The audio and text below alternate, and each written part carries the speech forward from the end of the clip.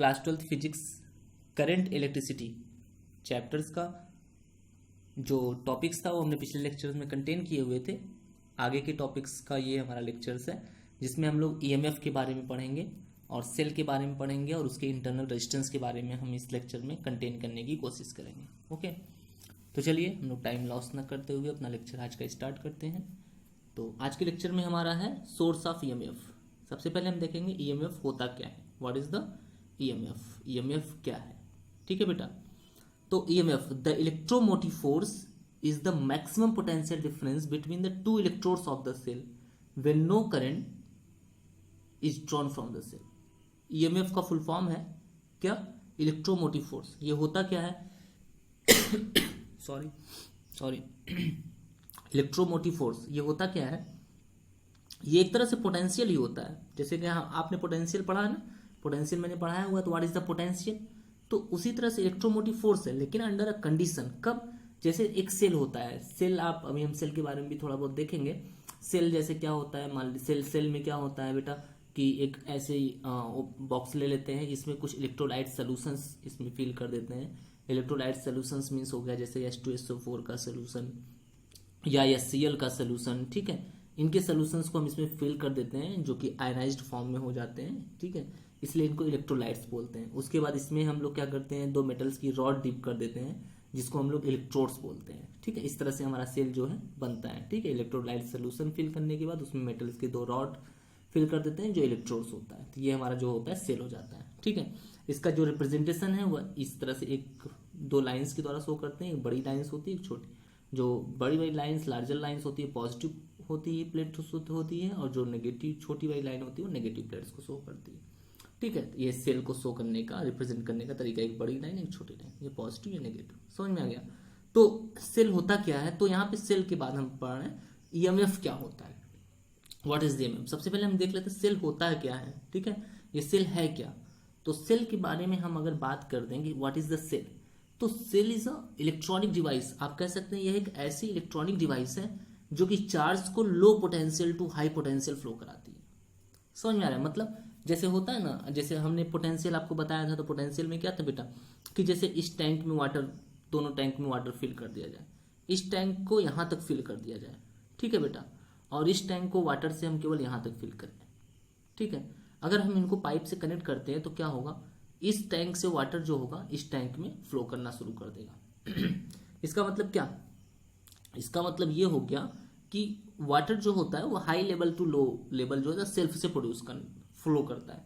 लेकिन अगर हम चाहते हैं इसका लेवल लो होने के बावजूद भी हम चाहते हैं ये वाटर इसमें और चला जाए और फिल हो जाए, तो हमको क्या करना होता है, हमको मोटर यूज करनी होती है।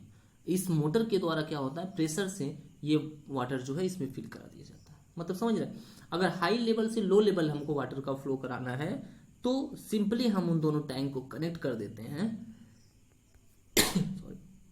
सिंपली उन दोनों को हम कनेक्ट कर देते हैं और आराम से हमारा वाटर जो है तो फ्लो होने लगता है। लेकिन अगर हमको ये low level to high level अगर हमको वाटर फ्लो कराना होता है तो हम मोटर का यूज करते हैं जो कि फोर्स लगाता है, प्रेशर लगाता है और इस वाटर को इसमें लेके जाता है। जैसे होता है ना, समरसेबल से आप वाटर को कितने भी हाइट तक लेके चले जा सकते हैं, यानी कि low level to high level, है ना। उसी तरह से अगर चार्ज, दो कंडक्टिंग बॉडी है, दोनों को आपने चार्ज दिया हुआ है और दोनों को आप कनेक्ट करते हैं तो high potential to low potential charge का फ्लो सेल्फ से स्टार्ट होने लगता है और तब तक चार्ज का फ्लो होता है जब तक कि दोनों सेम पोटेंशियल पे नहीं हो जाते हैं। बट अगर हम low potential to high potential अगर हम low potential to high potential अगर हम क्या करना चाहते हैं, चार्ज का फ्लो करना चाहते हैं, तो ऐसे में बेटा जिस तरह से मोटर की जरूरत होती थी वाटर को लो पोटेंशियल लो लेवल से हाई लेवल तक फ्लो करने में, वैसे ही चार्ज को भी low potential to high potential flow करने में क्या होगी, एक डिवाइस की जरूरत पड़ेगी। उसी को हम लोग सेल कहते हैं। तो सेल का काम समझ में आया ना क्या है। तो सेल का काम ये है कि चार्ज को low potential to high potential flow कराता है।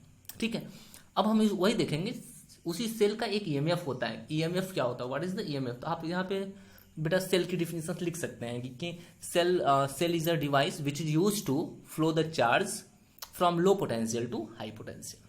ठीक है, यहाँ पे हम देखेंगे सोर्स ऑफ ईएमएफ। ईएमएफ क्या होता है, सेल का ही ईएमएफ। एक तरह से समझ लीजिए सेल के जो कंप्लीट पोटेंशियल होता है that is called the EMF. मतलब जैसे ये सेल हो गई, ये हमारी क्या हो गई बेटा सेल। हम इसको सर्किट बना लेते हैं, मतलब यहाँ पे हम एक स्विच लगा लेते हैं, ठीक है, और यहाँ पे एक रेजिस्टेंस लगा लेते हैं, और इस तरह से हमारी एक सर्किट बन गई। करंट की डायरेक्शन हमेशा इस तरह से पॉजिटिव टू नेगेटिव होती है, ठीक है। जब ये स्विच ऑफ है, मतलब इस सर्किट में कोई भी करंट ड्रॉ नहीं हो रही है, करंट फ्लो नहीं हो रही है, तो जब इस सर्किट में कोई करंट नहीं फ्लो हो रही, तो ऐसे में इन दोनों इलेक्ट्रोड्स, इन दोनों प्लेट्स के बीच में जो पोटेंशियल डिफरेंस होगा बेटा, that is called the EMF. यानी इलेक्ट्रोमोटिव फोर्स क्या है? Electromotive force is the maximum potential difference between the electrodes of the cell. यानी कि इस सेल के इलेक्ट्रोड्स के बीच में maximum potential difference when no current drawn through the circuit. जब किसी प्रकार की कोई भी करंट इस सर्किट से ड्रॉ नहीं हो रही है, ऐसे में जो पोटेंशियल डिफरेंस होगा इसके इलेक्ट्रोड्स के बीच में, उसी को हम लोग ईएमएफ कहते हैं। यानी ईएमएफ क्या है? EMF is a maximum potential difference होता है, ठीक है। अभी हम स्विच को ऑन कर देते हैं और करंट फ्लो होना शुरू हो जाता है। तो जब करंट फ्लो होना शुरू हो जाएगा ना बेटा, तो इस सर्किट में भी एक पोटेंशियल डेवलप्ड हो जाएगा। रेजिस्टेंस के इंड के बीच में क्या होगा? एक पोटेंशियल यहाँ पे डेवलप्ड हो जाएगा। तो ऐसे में अब क्या होगा? जब यहाँ पे पोटेंशियल, ये पोटेंशियल कहाँ से आएगा? यहीं से। ये जो सेल से करंट निकल रही है, यानी सेल क्या होगा बेटा? धीरे धीरे डिस्चार्ज होने लगेगा, यानी इसका पोटेंशियल कम होने लगेगा। तो ऐसे में क्या होगा? ईएमएफ अब कम हो रहा है, तो वो ईएमएफ अब नहीं कहा जाएगा, अब वो पोटेंशियल कहा जाएगा, पोटेंशियल डिफरेंस कहा जाएगा इन दोनों के बीच में। समझ में आ रहा है? यानी ईएमएफ मैक्सिमम पोटेंशियल है जब सेल पूरी तरह से आपकी चार्ज है। तो ऐसे में जब कोई भी करंट सर्किट में ड्रॉ नहीं हो रही है, तो ऐसे में इनके इलेक्ट्रोड्स के बीच में जो पोटेंशियल होगा, that is called the EMF. उसको हम लोग ईएमएफ कहते हैं। समझ में आ गया ना? तो ईएमएफ क्या होता है? Highest potential difference between the electrodes of the cell when no current is drawn from the cell. जब सेल से कोई भी करंट ड्रॉ नहीं हो रही है, तो ऐसे में जब वो फुल्ली चार्ज है, तो ऐसे में उनके इलेक्ट्रोड्स के बीच में जो पोटेंशियल डिफरेंस है बेटा, that is called the EMF. ठीक है। यहाँ पे अगर हम पोटेंशियल डिफरेंस और ईएमएफ में कुछ कंपेरिजन करें, तो क्या होता है ईएमएफ और पोटेंशियल डिफरेंस में? तो ईएमएफ आपका जो होता है बेटा, हमने बताया मैक्सिमम पोटेंशियल डिफरेंस होता है between the electrodes of the cell, जब उससे किसी प्रकार की कोई भी करंट ड्रॉ नहीं होती है। और जो पोटेंशियल डिफरेंस होता है वो क्या होता है? वह उस सर्किट में, जब सर्किट क्लोज होती है, तो किसी भी दो पॉइंट्स के बीच का जो होता है पोटेंशियल होता है ना। जो सर्किट थी बेटा, जो सर्किट थी, ठीक है, उस सर्किट की किसी भी, जब सर्किट से करंट फ्लो होना शुरू हो जाती है, तो ऐसे में उस सर्किट में किसी दो पॉइंट्स के बीच का जो पोटेंशियल डिफरेंस होता है, उसको हम लोग पोटेंशियल डिफरेंस कहते हैं। ठीक है। तो the potential difference the difference potential between any two points. किसी भी दो पॉइंट्स के बीच का पोटेंशियल का जो डिफरेंस होता है, उसको पोटेंशियल डिफरेंस कहते हैं, जब सर्किट में करंट फ्लो होती है। ठीक है। मतलब जैसे जो सर्किट है उसमें किसी भी दो पॉइंट्स के बीच का अगर हम पोटेंशियल डिफरेंस ले लेते हैं, उसको हम लोग क्या बोलते हैं? पोटेंशियल डिफरेंस बोलते हैं। और जो ईएमएफ का मतलब होता है, किसी भी दो पॉइंट्स का नहीं लेंगे हम, इस पूरे सर्किट में इस सेल के दोनों इलेक्ट्रोड्स के बीच में लेंगे। एक तरह से समझ लीजिए, या दूसरी तरह से आप समझ लीजिए, किसी चार्ज को बेटा यहां से पूरे सर्किट में मूव कराने में जितना वर्क करना पड़ेगा। पोटेंशियल की डिफिनेशन हमने बताई थी ना, कि यूनिट चार्ज को, 1 कूलम चार्ज को 1 point two another point move कराने में जितना वर्क डन करना पड़ता है, उसी को पोटेंशियल डिफरेंस कहते हैं। क्या? वह एक पॉइंट से दूसरे पॉइंट तक किसी चार्ज को, यूनिट चार्ज को मूव कराने में जितना वर्क डन करना होता है, that is called the potential difference between two points. तो यहाँ पे उसी फॉर्म में आप समझ सकते हैं कि पोटेंशियल डिफरेंस और पोटेंशियल डिफरेंस और ईएमएफ में क्या डिफरेंस होता है, कि किसी यूनिट चार्ज को सेल के एक इलेक्ट्रोड से लेकर के सेल के दूसरे इलेक्ट्रोड्स तक मूव कराने में जो वर्क डन करना पड़ेगा, that is the EMF. And potential difference क्या होता है? पोटेंशियल डिफरेंस मतलब यूनिट चार्ज को इस सर्किट में किन्हीं दो पॉइंट्स के बीच में मूव कराने में चार्ज को जो वर्क डन करना होता है, that is called the potential difference.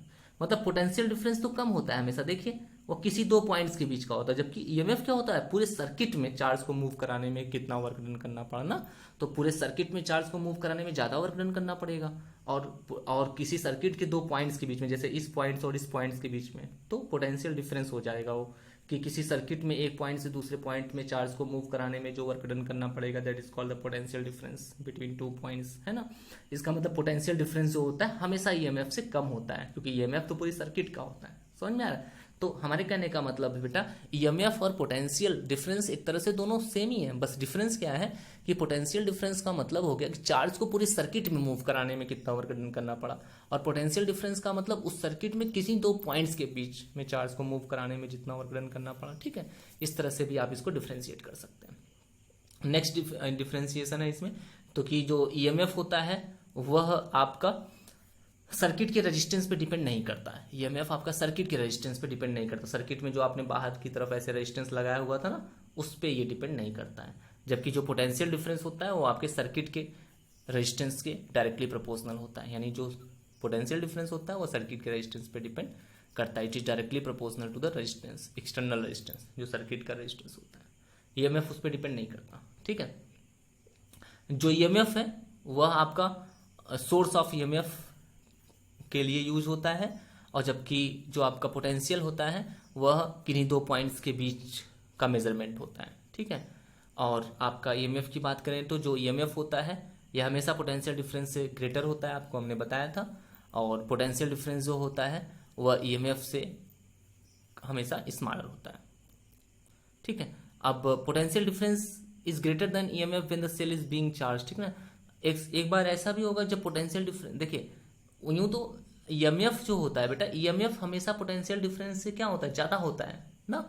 लेकिन पोटेंशियल डिफरेंस ईएमएफ से भी ज्यादा होता है कब, जब सेल जो है वो चार्ज हो रही होती है ना। जब सेल अगर चार्ज हो रही होती है तो उस समय क्या होता है बेटा, उस समय सर्किट में जो पोटेंशियल है वो ज्यादा रहता है, और सेल तो अभी स्टार्ट चार्ज हो रही है ना, तो डिस्चार्ज है, तो ऐसे में ईएमएफ तो कम होगा, मतलब उसका जो फोर्स लगाने का कैपेसिटी होगा सेल का, या फिर उनके सेल्स के बीच में जो पोटेंशियल होगा वो कम होगा ना। सेल डिस्चार्ज है तो जीरो उसका पोटेंशियल डिफरेंस हो जाएगा ना बेटा। तो ऐसे में मीन्स कि जब सेल चार्ज हो रही होती है तो ऐसे में पोटेंशियल डिफरेंस जो होता है वो ईएमएफ से ज्यादा होता है, ठीक है। तो क्या हमेशा ईएमएफ ज्यादा ही होता है, नहीं। जब सेल फुल्ली चार्ज होती है तो ईएमएफ पोटेंशियल डिफरेंस से ज्यादा होता है, और जब सेल चार्ज हो रही होती है, मतलब जब डिस्चार्ज हो गई होती है उसको चार्जिंग लगा देते हैं, चार्ज हो रही होती है, तो ऐसे में पोटेंशियल डिफरेंस आपका ईएमएफ से ज्यादा होता है, ठीक है। समझ में आ गया ना ईएमएफ क्या होता है और पोटेंशियल डिफरेंस और ईएमएफ में क्या डिफरेंस है, ठीक है। आगे हम लोग देख लेते हैं, आगे जो हमारा है internal resistance of the cell का इंटरनल रेजिस्टेंस क्या होता है, ठीक है। अब देखिए बेटा, जो सेल था हमारा, हमने बताया ना उसमें इलेक्ट्रोलाइट्स फिल कर देते हैं, और उसके बाद हम इसमें क्या करते हैं बेटा, दो इलेक्ट्रोड्स इस तरह से हम इसमें लगा देते हैं, मेटल्स की रॉड लगा देते हैं, इसको इलेक्ट्रोड्स कहते हैं। ये एक प्लस पॉजिटिव होती है, एक नेगेटिव होती है ना।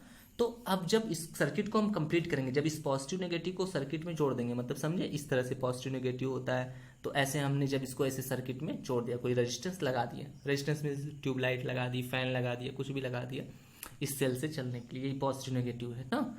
ऐसे में क्या होगा बेटा, ये इससे क्या होगी, करंट ऐसे फ्लो होना शुरू हो जाएगी इस सर्किट में, नेगेटिव से फिर पॉजिटिव जाएगी, पॉजिटिव से फिर सर्किट में, है ना।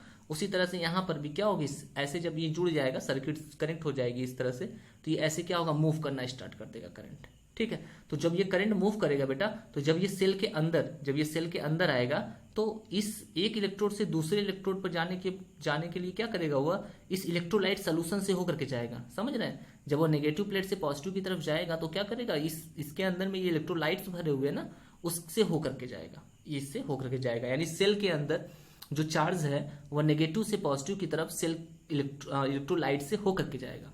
तो इलेक्ट्रोलाइट्स क्या करेगी, उस करंट जो चार्ज जाएगा उसके फ्लो में अपोज करेगी। तो इलेक्ट्रोलाइट्स के द्वारा उसके करंट के ऊपर जो अपोज किया जाता है, that is called the internal resistance. उसको हम लोग क्या कहते हैं, इंटरनल रेजिस्टेंस कहते हैं, ठीक है ना। यानी कि the resistance applies by the electrolytes on the current is called the internal resistance of the cell, ठीक है बेटा। The opposition offered by the electrolytes of the cell to the flow of electric current through it is called the internal resistance of the cell. समझ में आ गया। यानी कि electrolytes के द्वारा जो रेजिस्टेंस ऑफर्ड किया जाएगा करंट पर, चार्ज के फ्लो में, उसको हम लोग इंटरनल रेजिस्टेंस ऑफ सेल कहते हैं, इसको स्मॉल आर से रिप्रेजेंट करते हैं, ठीक है।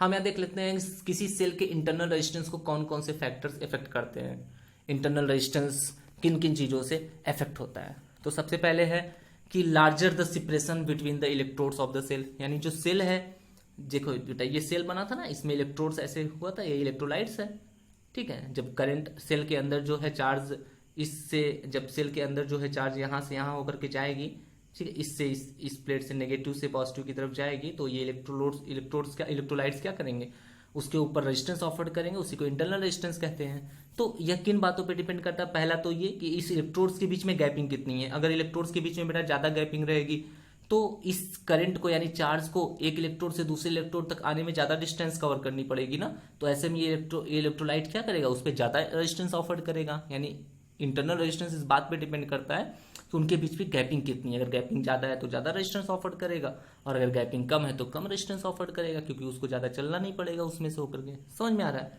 उसी तरह से सेकेंड है कि उसकी कंडक्टिविटी, इलेक्ट्रोलाइट्स की कंडक्टिविटी पे भी ये डिपेंड करता है ना। अगर इसकी कंडक्टिविटी ज़्यादा है, जो इसमें इलेक्ट्रोलाइट्स, सेल में जो इलेक्ट्रोलाइट्स फिल किया गया है बेटा, अगर उसकी कंडक्टिविटी ज़्यादा है, तो कंडक्टिविटी ज़्यादा है तो जो करंट इसमें से होकर के पास होगी, चार्ज जब इसमें से फ्लो होगा तो क्या करेगा, यह ज़्यादा रेजिस्टेंस ऑफर नहीं करेगा, उसको इजीली फ्लो होने देगा।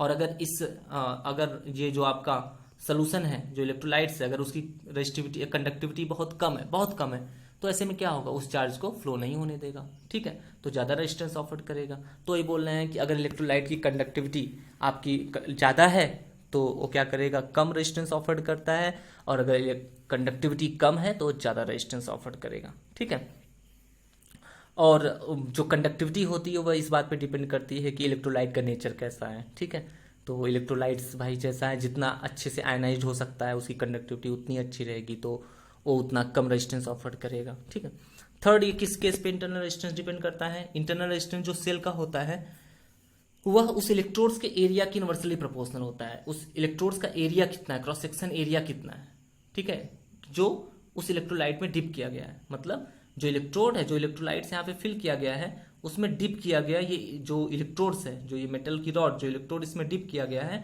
और डिपिंग पार्ट, जो इसका डिपिंग पार्ट है, उसका क्रॉस सेक्शन एरिया कितना है, उसके इनवर्सली प्रोपोर्शनल होता है। ठीक है, यानी जितना ज्यादा एरिया रहेगा रेजिस्टेंस उतना ही कम रहेगा, और जितना कम एरिया रहेगा रेजिस्टेंस उतना ही ज्यादा रहेगा। यानी किस पे, थर्ड किस पे डिपेंड करता है कि what is the cross section area of electrode which is the dipping, which part is the dipping in the electrolytes, जो जितना पार्ट उसका डिप किया हुआ है, उसमें डूबा हुआ है इलेक्ट्रोलाइट्स में, उतने के क्रॉस सेक्शन एरिया पे ये डिपेंड करता है। ठीक है, अब यहाँ पे हम लोग देखेंगे इंटरनल रेजिस्टेंस जो होता है सेल का, वह इलेक्ट्रोड्स के नेचर पे भी डिपेंड करता है। जो सेल का इंटरनल रेजिस्टेंस होता है वह इलेक्ट्रोड्स के नेचर पे भी डिपेंड करता है कि इलेक्ट्रोड्स का नेचर कैसा है। ठीक है, वही मीन्स की ज्यादा कंडक्टिविटी या लेस कंडक्टिविटी है। ठीक है, वही मतलब हो गया।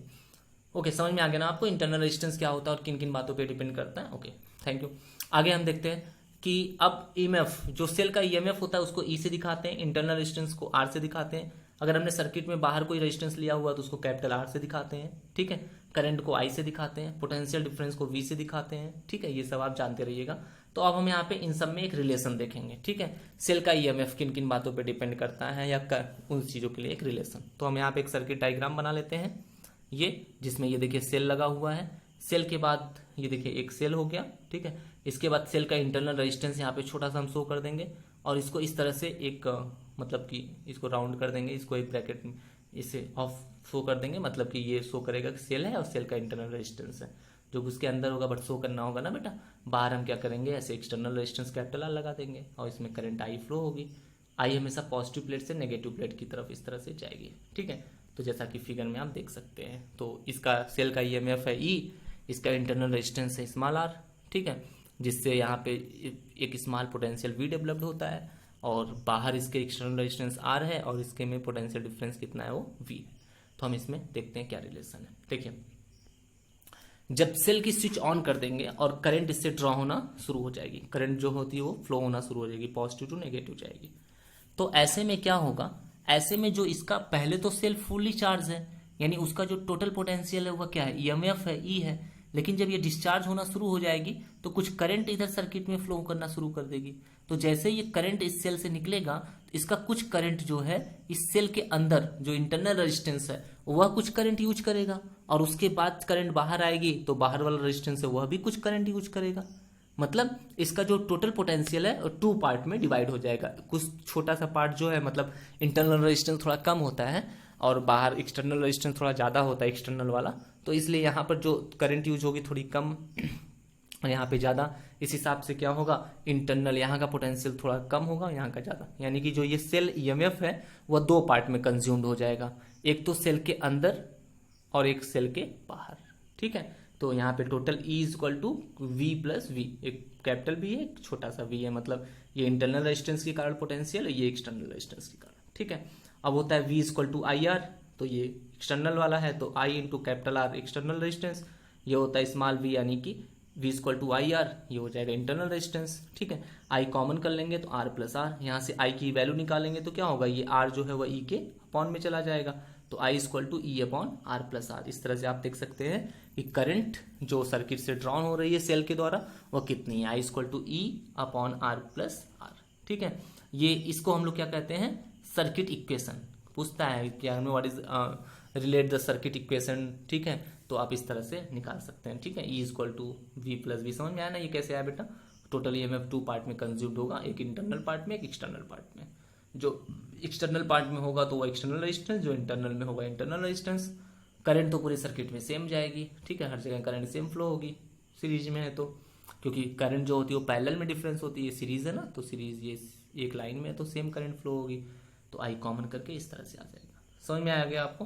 ओके, नेक्स्ट हम लोग देख लेते हैं यहाँ पे, ये क्या है, internal resistance of the cell in the form of E V and R. उसी रिलेशन को हम लोग आगे बढ़ाते हैं अनदर फॉर्म में, लाइक जैसे E इक्वल टू हो गया V प्लस वी, तो V को V ही रहने देते हैं, मतलब एक्सटर्नल वाले को, इंटरनल वाले को हम केवल IR लिख लेते हैं। जैसा कि अभी आपने पीछे देखा था ना, E equal to V plus V था तो ये एक्सटर्नल वाला था तो I इंटू कैपिटल R, और ये इंटरनल वाला था तो I इंटू स्मॉल r। लेकिन इस बार हम इसको ऐसे ही रहने देते हैं क्योंकि इस बार हमको E V और R में रिलेशन सेटअप करना है। ठीक है, तो इसको हम V ही रहने देते हैं और इसको हम IR लिखते हैं। ठीक है, तो ये अब इसके बाद हम क्या करेंगे, इस V को इस साइड भेज देंगे तो ये V इधर आएगा तो E माइनस वी हो जाएगा ना, तो IR इक्वल टू क्या हो जाएगा, E माइनस वी।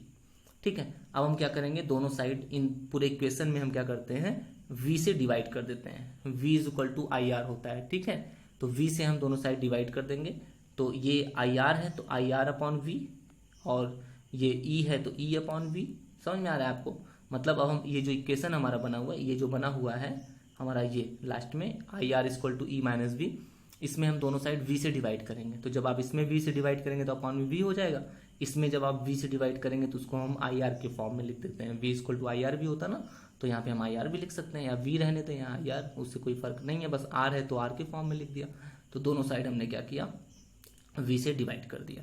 ठीक है, तो क्या आ गया, अब यहाँ से हम स्मॉल r की वैल्यू यहाँ से फाइंड आउट कर लेंगे। स्मॉल r निकालना है तो देखिए ये E अपॉन वी, देखिएगा ये E अपॉन वी हो गया, और फिर माइनस जब आप V अपॉन वी करेंगे तो क्या होगा, V से V कट जाएगा तो E अपॉन वी माइनस 1 ये आ जाएगा। ठीक है, और ये I से I कट गया और ये कैपिटल R का इधर मल्टीप्लाई हो गया, तो आ गया small r equal to E minus V upon V into में कैपिटल R। ठीक है, तो ये हो गया आपका small r capital R, EMF और पोटेंशियल डिफरेंस में आपका रिलेशन। समझ में आ गया। तो ये हो गया आपका internal resistance of a cell in the terms of EV and R। थोड़ा सा इसको तैयार कर लीजिएगा, इस पे न्यूमेरिकल भी लगना होता है, इंपॉर्टेंट टॉपिक्स होती है, एग्जाम में भी आपका इस पे न्यूमेरिकल्स आते हैं, और थियरी के केस में थोड़ा सा कम चांसेस होते हैं बट आता है। ठीक है, बट न्यूमेरिकल के चांसेस यहाँ से थोड़ा सा ज़्यादा हो जाते हैं। ठीक है, यहाँ पे देखेंगे हमारी टॉपिक्स है determination of internal resistance of a cell by volt meter method. Volt meter से किसी सेल का इंटरनल रेजिस्टेंस कैसे निकाला जाता है, उसके लिए यहाँ पे एक सर्किट डायग्राम है। ठीक है, ये रेजिस्टेंस बॉक्स होता है बेटा, लगा होता है। रेजिस्टेंस बॉक्स का मतलब होता है एक बॉक्स होता है रेजिस्टेंस का, जिसमें रेजिस्टेंस को हम वैरीज करा सकते हैं। ठीक है, जिसमें हम रेजिस्टेंस को वैरीज करा सकते हैं, हमें जितने ओम का रेजिस्टेंस चाहिए हम आराम से यहाँ से वैरीज करा, 2 ओम 3 ओम 5 ओम जितना भी चाहिए। ठीक है, तो ये हमारी ओपन सर्किट है, ये हमारी क्लोज सर्किट है। तो वोल्ट मीटर हमेशा पैरेलल में लगता है, आगे हम पढ़ेंगे वोल्ट मीटर और अमीटर के बारे में। फिलहाल में आप यही जान जाइए कि इंटरनल रेजिस्टेंस जो है सेल का, वोल्ट मीटर मेथड के द्वारा हम उसका इंटरनल रेजिस्टेंस निकाल रहे हैं। ठीक है, पहले हम यहाँ पे सर्किट को ओपन रखते हैं और सर्किट को ओपन रखने का मतलब समझ, स्विच ऑफ है, मतलब कोई भी करंट फ्लो नहीं हो रही है। तो हम यहाँ पे सेल का EMF एक बार मेजर कर लेते हैं कितना EMF है, उसके बाद फिर हम यहाँ सेल को यहाँ पे स्विच को ऑन कर देते हैं, यानी सर्किट क्लोज कर देते हैं, तो इसमें से करंट फ्लो होना शुरू हो जाती है। अब हम क्या करते हैं कि यहाँ पे पोटेंशियल डिफरेंस मेजर कर लेते हैं। ठीक है, पहले उसका EMF कितना था, अब हम चेक कर लेते हैं उसका पोटेंशियल डिफरेंस कितना है। ठीक है, और मेजर कर लेते हैं। मेजर करने के बाद फिर हम क्या करते हैं, वहाँ पे फिर हम इस तरह से दोनों का कंपेरिजन कर लेते हैं, तो हमको पता चल जाता है कि उसका सेल का वोल्ट मीटर मेथड से रेजिस्टेंस कितना है। ठीक है, तो इस तरह से हम सेल के रेजिस्टेंस को हम लोग पता लगा लेते हैं। ठीक है बेटा, समझ में आ गया। मतलब पहले जब सर्किट ऑफ है, मतलब जब स्विच ऑफ है तो इससे करंट जो ड्रॉन हो रही है, करंट नहीं, जब स्विच ऑफ है तो कोई भी करंट फ्लो नहीं हो रही, तो हम इसका पोटेंशियल मेजर करेंगे तो EMF हो जाएगा, क्योंकि जब करंट नहीं फ्लो होती है तो ऐसे में जो पोटेंशियल होता है वो EMF होता है ना, ईएमएफ आ गया। अब फिर स्विच को ऑन कर देते हैं, फिर से हम पोटेंशियल डेवलप कर मेजर कर लेते हैं, तो अब तो करंट ड्रॉन हो रही है, तो अब जो पोटेंशियल आएगा वो वी आएगा। ठीक है, तो हम यहाँ से अब ई और वी की वैल्यू हमको मिल गई। जब हमको ई और वी की वैल्यू मिल गई तो हम यहाँ पे इंटरनल रेजिस्टेंस पता कर सकते हैं। इस फार्मूले से I R equal to E minus V से हम लोग क्या करेंगे, ईएमएफ पता चल गया। ईएमएफ मतलब कब, जब स्विच ऑफ है। देखिए एक बार हम जब स्विच ऑफ है, सर्किट हम बना लिए, एक बार स्विच ऑफ है, जब सेल से कोई करंट नहीं फ्लो हो रही है, तो हम जो पोटेंशियल मेजर करेंगे ना वो ई होगा। तो ई की वैल्यू मिल गई। अब फिर हम स्विच को ऑन कर देंगे तो करंट फ्लो होने लगेगी। ठीक है, तो ऐसे में जो पोटेंशियल मेजर करेंगे वो पोटेंशियल डिफरेंस आएगा, तो वी हो जाएगा। जब ई और वी मिल जाएगा तो हम यहाँ से आर कैलकुलेट कर सकते हैं, आई हमको मिल ही जाएगा मीटर से। ठीक है, तो इस तरह से हम क्या करते हैं, किसी भी सेल का इंटरनल रेजिस्टेंस कैलकुलेट कर लेते हैं वोल्टमीटर मेथड से। समझ में आ गया बेटा? ओके, आज के लिए बस इतना ही करते हैं। ठीक है, और नेक्स्ट लेक्चर में हम आपको देंगे इंटरनल रेजिस्टेंस और सेल के ईएमएफ में कुछ रिलेशन देंगे और कम्बिनेशन ऑफ सेल देंगे। ठीक है, कि नंबर्स ऑफ सेल को अगर जैसे कम्बिनेशन ऑफ रेजिस्टेंस आपने नहीं पढ़ा था सीरीज और पैरेलल, उसी तरह से हम आगे के लेक्चर में कम्बिनेशन ऑफ सेल पढ़ेंगे कि सीरीज कम्बिनेशन में सेल को रखने पर सेल करंट ज़्यादा देती है या कम देती है, पैरेलल कम्बिनेशन में सेल को रखने पर करंट वो ज़्यादा देती है कम देती है, तो वो चीज़ें हम लोग पढ़ेंगे। तो आप देखिएगा कि सीरीज कम्बिनेशन सेल का अच्छा होता है या पैरेलल। जैसे नंबर्स ऑफ सेल अगर हमारे पास हैं, कई सेल अगर हमारे पास हैं, तो उनको हम सीरीज में एक साथ जोड़ दें तो ज़्यादा करंट मिलेगी, या पैरेलल में जोड़ दें कि हमको ज़्यादा करंट मिलेगी, तो हम देखेंगे। ठीक है, कौन सी सिचुएशन में हमारे लिए सेल अच्छी है, कौन सी सिचुएशन में नहीं। आप देखेंगे कि दोनों में से किसी एक सिचुएशन में सेल को जोड़ देने से हमको करंट और कम हो जाती है, हम देखेंगे बल्कि उससे अच्छा तो एक ही सेल से हमको करंट मिल रही थी, तो वो हमारे लिए प्रॉफिट थोड़े ना है ना बेटा। तो इसलिए हम ये देखेंगे कि आखिर में सेल को हम किस कम्बिनेशन में जोड़ेंगे, सीरीज में जोड़ेंगे सभी सेल्स को, ठीक है, तो हमारे लिए फ़ायदा है, या फिर सभी सेल्स को हम क्या करेंगे पैरेलल में जोड़ेंगे तब हमारे लिए फ़ायदा है। तो ये चीज़ें हम देखेंगे जो हमारे लिए बेनिफिट्स कौन सी सिचुएशन है, कब हमको सेल जो है ज़्यादा करंट देगी। ठीक है, ये हम अगले लेक्चर में कंटेन करेंगे। Okay, thank you for